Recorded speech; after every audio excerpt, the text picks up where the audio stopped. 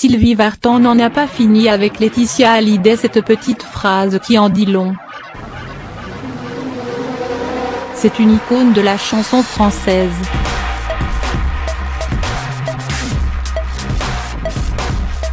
Une essayée qui a grandi avec toute une génération de Français et qui aura traversé les époques.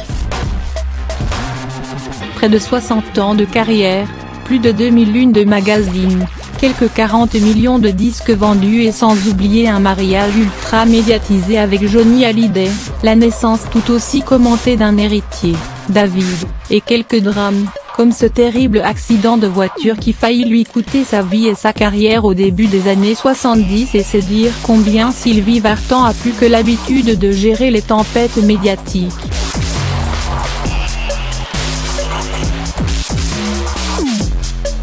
Elle n'en reste pas moins une mère, et là, pas question de toucher à un cheveu de sa progéniture. Déplorant le grand cirque organisé en hommage à Johnny à l'église de la Madeleine, puis le testament du rocker Johnny rédigé au seul profit de sa dernière épouse, Laetitia, et tenu par le clan Boudou, Sylvie a déjà eu l'occasion de manifester son indignation. Plus d'une fois.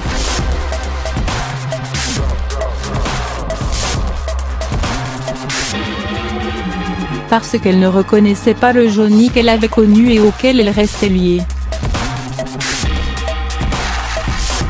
Parce qu'elle ne supportait pas non plus les arguments avancés pour expliquer la mise à l'écart de David et de sa demi-sœur, Laura Smith.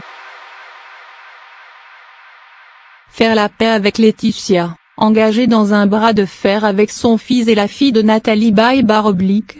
La chanteuse, qui s'en serait toujours méfiée, a déjà dit ce qu'elle en pensait. Dans une interview au magazine Variation, accordée avant la fin de sa tournée hommage à Johnny, début décembre, Sylvie persiste et signe. Difficile de ne pas deviner une main invisible sur le testament de Johnny, alors que le rocker devait à son fils plusieurs titres et notamment l'un de ses plus gros succès, l'album 100%. C'est une petite phrase qui résume son sentiment.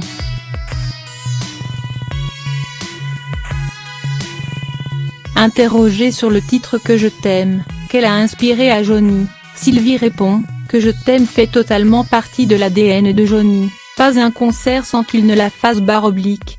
Il l'intégrait systématiquement à chaque setlist, contrairement à 100% qu'il ne pouvait plus interpréter, et Laetitia appréciera.